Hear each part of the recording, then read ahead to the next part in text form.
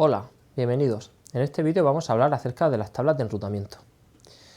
Bien, las tablas de enrutamiento es uno de los elementos más importantes que se utilizan hoy en día para permitir el hecho de que exista la comunicación remota entre equipos. Lo que es lo mismo, el uso de lo que se denomina el encaminamiento de datos en Internet. A la hora de encaminar datos en una red es importante distinguir entre dos casos básicos. Uno lo que vendría a ser la comunicación local entre equipos que se encuentran en la misma red y el otro caso que sería lo que sería la comunicación remota, pues entre equipos que se encuentran en sus redes distintas. Como podéis observar, por ejemplo, en esta figura tenemos, por ejemplo, dos equipos en una misma red local, donde, por ejemplo, si el PC1 quisiera comunicarse con el PC2, la comunicación sería bastante simple. A través del mismo switch de esa red, pues existiría una comunicación local donde el router no intervendría. Sin embargo, en el caso de que alguno de estos PCs quisiera conectarse a través de Internet a otras redes remotas, pues sí que intervendrían los routers, que son los especialistas en el hecho de analizar los datos, mirar la cabecera IP y tomar las decisiones oportunas para que esos datos sean encaminados hacia las redes destino. Bien, estas tablas de enrutamiento son necesarias tanto para los dispositivos finales, para estos equipos que se conectan a la red, como también para los propios routers. Lo que sucede es que en los equipos finales o hosts las tablas de enrutamiento suelen ser bastante sencillas.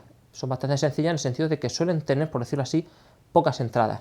Y las entradas que contienen sirven para distinguir tres casos. Un caso son aquellas redes o comunicaciones que se quieran alcanzar para hacer una comunicación directa.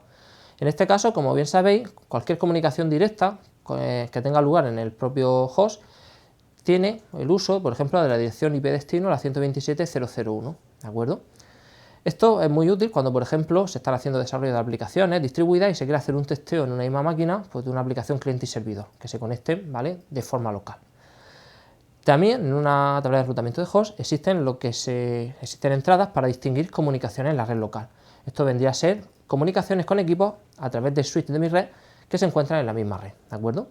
Y finalmente también van a existir alguna entrada que nos sirva para distinguir qué comunicaciones no van para la red local, sino que es para una red remota. Si por ejemplo observáis la figura de la transparencia, veis que a través del comando netdestat-r serviría, pues por ejemplo, para mostrar la tabla de enrutamiento de una máquina tipo Windows. Como podéis ver, existen distintos tipos de rutas, distintos tipos de entradas.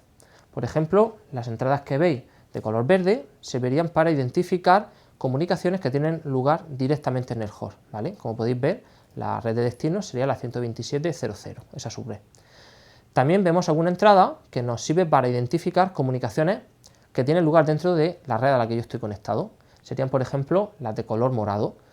Este equipo tiene pinta de que se encuentra en una red 192.168.10.0/24, pues todas esas comunicaciones que ocurran dentro de esa red, ¿vale?, pues estas entradas sirven para identificarlas.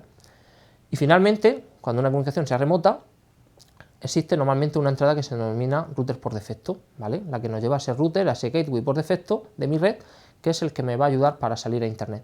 Esa entrada sería la que observáis de color amarillento, la primera de todas, y es la entrada, por decirlo así, por defecto. Cuando no hay ninguna comunicación directa en el equipo o una comunicación local, se usa de esta entrada, ¿vale?, para que a través del router, pues, los paquetes sean encaminados a Internet.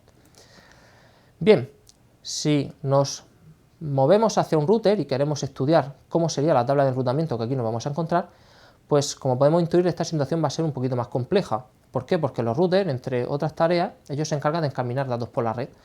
Y el problema que tienen los routers es que tienen que manejar tanto redes locales, a las que ellos estén directamente conectados, pero también tienen que conocer redes remotas, redes a las que ellos no están conectados, pero tienen que saber encaminar, ¿de acuerdo?, paquetes de datos hacia estas redes.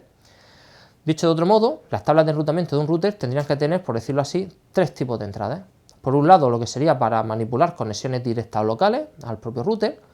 Luego vamos a tener también posibles entradas configuradas de forma estática, pues porque un administrador quiere configurar cierta red, ¿de acuerdo?, de una institución, ¿de acuerdo?, o de una empresa donde se esté desplegando, haciendo cierto despliegue. Y por último, realmente aquí es donde está toda la potencia, es que los routers son capaces de aprender entradas de forma dinámica, a través de los que se conocen como algoritmos de enrutamiento. Los algoritmos de enrutamiento sirven, pues, para que los routers hablen entre sí, se comuniquen e intercambien rutas que conocen redes, ¿de acuerdo? Aquí realmente, como os digo, es donde reside toda la potencia, y la mayor parte de las entradas de una tabla de enrutamiento de un router pues van a venir gracias a que son aprendidas mediante algoritmos de enrutamiento. Bien, como bien sabéis, para estudiar o para analizar y observar cuál es la tabla de enrutamiento en un router está el comando show hyperroute. Por ejemplo, si suponemos el despliegue de la red que observamos arriba en esta figura, tendríamos que, por ejemplo, sobre el router R1 tenemos distintos tipos de entradas, ¿de acuerdo? Por un lado tenemos entradas de estas tablas de enrutamiento que son, por decirlo así, rutas hacia redes que el router conoce por el simple hecho pues, de arrancar y de examinar, por decirlo así, su entorno. Pues un router, cuando examina su entorno, reconoce cuáles son sus interfaces y reconoce cuáles son las redes de estas interfaces. Así, por ejemplo, como podéis ver, tenemos entradas asociadas a la red 192.168.10.0/24, a la 11.0/24 y también a la subred que el router 1 tiene compartida con el router R2, la 209.165.200.224/30. Pues si observáis en la tabla de enrutamiento, todas estas entradas tienen asociado un identificador, bien sea L o C. Esto significa que son rutas que se aprenden de forma, o bien porque son conexiones directas, o bien porque son rutas hacia redes locales.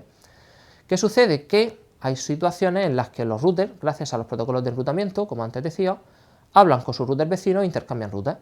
Pues en este caso, gracias a que el router 1 puede hablar con el router 2 a través de algún protocolo de enrutamiento, el router 1 va a aprender que existen dos redes distintas, la 10.110/24 y la 10.120/24. Como podéis observar, estas entradas tienen un identificador distinto, usando uno de los acrónimos que se nos indica ahí al comienzo del comando, uno de esos códigos.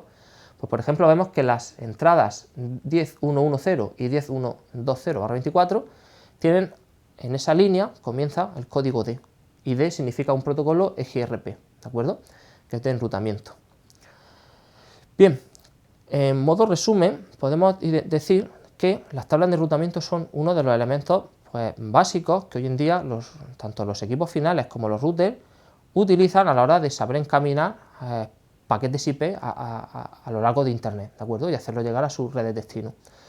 Es importante distinguir que las tablas de enrutamiento son necesarias tanto para los hosts como para el router, pero que la tipología es distinta, ¿de acuerdo? En este sentido vemos que los routers tienen mayor complejidad, tienen mayor potencia de análisis a la hora de realizar el cálculo de rutas, por lo tanto requiere que estas rutas que aprenden pues, sean más complejas y por lo tanto las entradas pues, son más, las tablas de enrutamiento son más grandes en comparación con las de los equipos finales.